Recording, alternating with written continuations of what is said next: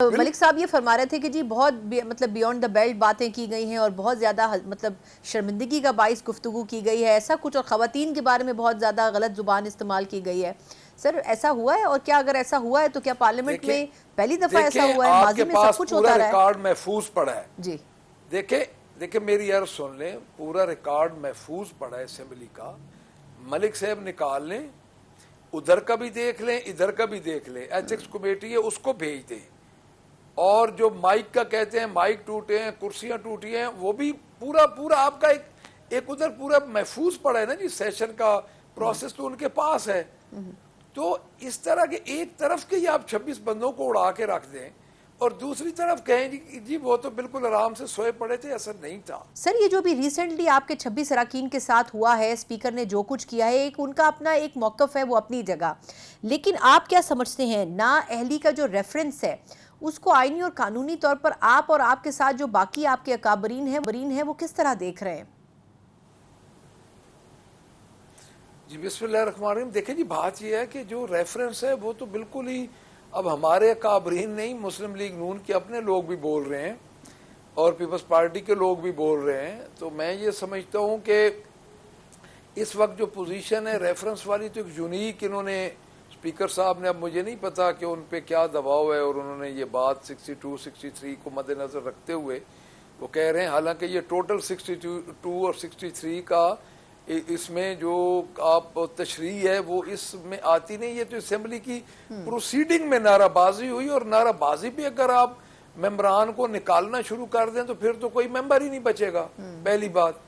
دوسری بات یہ ہے کہ اصل بات یہ ہے کہ ایک چیف منسٹر ہے، وہ آئی ہے اور اس کے خلاف احتجاج ہوا ہے، اور اس احتجاج کو اگر آپ یہ رنگ دیں کہ آپ اسمبلی سے سسپینشن تو چلو بنتی ہے، اگر ڈسکوالیفیکیشن آپ ممبران کی کر دیں تو کل کون بچے گا اسمبلی کے اندر؟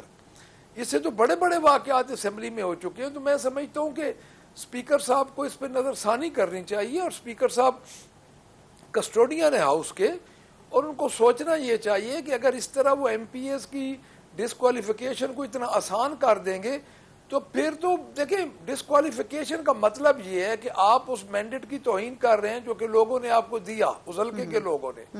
ڈسکوالیفیکیشن اسمبلی کے اندر دو وجہ سے ہو سکتی ہے، یا پارلیمانی لیڈر جس کینڈیڈیٹ کو ووٹ کہے وہ ووٹ نہ کرے اس کو، جو چیف منسٹر کا کینڈیڈیٹ ہو، یا فنانس بل پہ ہوتا ہے. جی اس کے علاوہ ڈسکوالیفیکیشن کوئی اگر عذرداری نہیں ہے، الیکشن پٹیشن اس ممبر کے خلاف نہیں ہے اور وہ اسمبلی میں پہنچ گیا ہے، اس نے اوتھ لے لیا ہے، تو اس کے علاوہ ڈسکوالیفیکیشن ہو ہی نہیں سکتی. اب اسپیکر صاحب کا جو موقف ہے وہ کہتے ہیں میں نے تشریح کروائی ہے، تشریح کے لیے میں نے بھیجا ہے. کبھی ریفرنس کہتے ہیں. اگر تشریح کے لیے بھیجا ہے تو اگر آپ کو قانون میں تبدیلی کو لانا چاہتے ہیں، بالکل ہاتھ پاؤں باندھنا چاہتے ہیں اسمبلی کا، تو 2/3 میجورٹی تو 26th امینڈمنٹ کے پاس آپ کے پاس آ چکی ہے. بالکل. تو آپ اس میں چلے جائیں، ادھر کریں.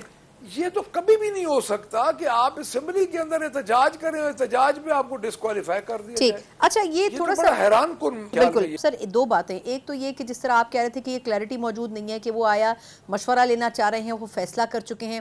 ایک تو جس طرح دلشاد صاحب فرما رہے ہیں کہ ابھی تک ریفرنس پہنچا نہیں ہے. ایک یہ کہ اگر آپ کو لگتا ہے کہ وہ اس پہ ایڈوائز لیتے ہیں اور وہ ایڈوائز اس طرح نہیں آتی جس طرح وہ ایکسپیکٹ کر رہے ہیں، تو آپ کے خیال میں کیا یہ ریورس کرنے کی پوزیشن ہو سکتی ہے اسپیکر اسمبلی کی؟ آپ کی اپنی اس پر رائے کیا ہے؟ اور اگر وہ ایسا قدم اٹھا لیتے ہیں کہ وہ ان تمام 26 لوگوں کو ڈی نوٹیفائی کروانے میں کامیاب ہو جاتے ہیں تو پھر پی ٹی آئی کیا کرے گی؟ سر ان دونوں سوالوں کا اگر آپ جواب دے دیں. دیکھیں ہم تو یہ چاہتے ہیں کہ قانون سازی وہ کریں. یعنی دیکھیں جو چیزیں جہاں پہ چیزیں خاموش ہیں، قطعاً کوئی بھی ایسا پارلیمنٹیرین، کوئی بھی ایسا لیجسلیٹر یہ نہیں چاہے گا کہ گالی گلوچ ہو. جس طرح قمر دلشاد صاحب نے یہ بات کی کہ غلام اسحاق خان سے شروع ہوئی یہ بات، اور پہلے محترمہ کے خلاف بھی ہوتا رہا، تو یہ ٹریڈیشن تو بالکل میں یہ کہہ رہا ہوں کہ اسمبلی کے اندر نہیں ہونی چاہیے. لیکن اب صرف اس بنیاد پہ کہ آپ یہ بنیاد لے کے تو آپ 26 ممبر کو ڈی سیٹ کرنے چلے جائیں، تو یہ تو میرے خیال میں ایک ذاتی آپ کا وہ غصہ ہو سکتا ہے.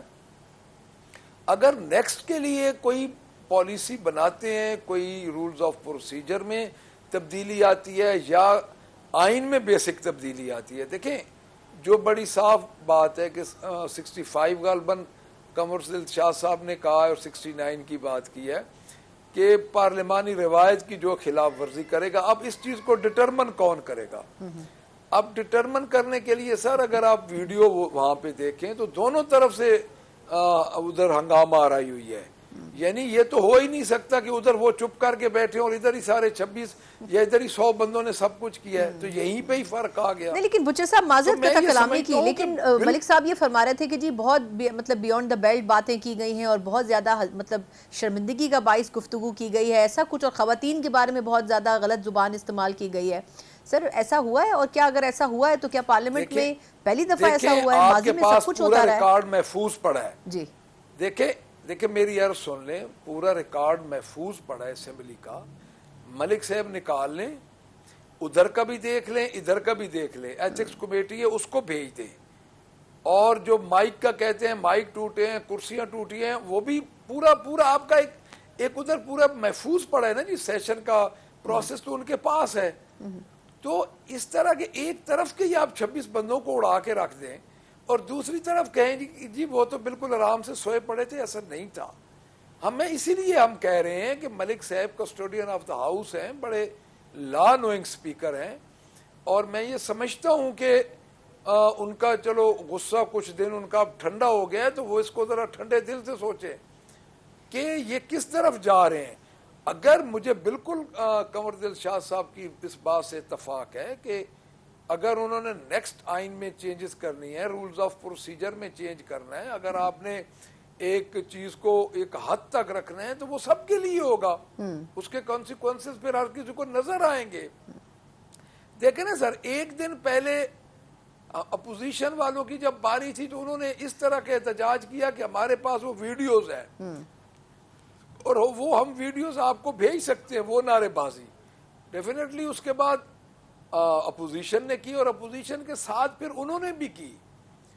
اور میں یہ سمجھتا ہوں کہ یہ چیزیں جو ہیں, اچھا ہم نے کیوں کی, کیونکہ جب چیف منسٹر آتا ہے یا آتی ہے یا ایک بجٹ کا ایسا موقع ہوتا ہے جہاں پہ ایک کافی پورے سال کا ایک پروسیس چلتا ہے, تو وہ ایک میں سمجھتا ہوں کہ ایک بن چکی ہے, ایک وتیرہ بن چکا ہے, روایت بن چکی ہے کہ آج ہم اپنا احتجاج کریں گے اور جو زیادتیاں, جس طرح ہمارے ساتھ زیادتیاں, ہمارے FIRs ہیں, اڈیالہ میں ملاقات کو نہیں ہونے دیتا, مہنگائی ہے, وہ 10 کھرب روپے کا معاملہ ہے.